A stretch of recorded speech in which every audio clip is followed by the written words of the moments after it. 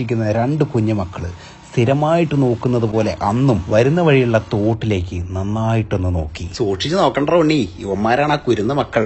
ഈ വീഡിയോയ്ക്ക് കാരണമായിട്ടുള്ള യുവന്മാരെ കാണിച്ചിട്ടില്ല എന്നുണ്ടെങ്കിൽ അതൊരു നന്ദികേടാവും. അല്ല, നന്ദികേടല്ല, പിന്നെ നാട്ടിൽ നിൽക്കാൻ പറ്റില്ല. ബാക്കി കഥ പറയുന്നതിന് മുൻപ് ഈ ആരലിനെ കൂടി നിങ്ങളൊന്ന് കണ്ടു.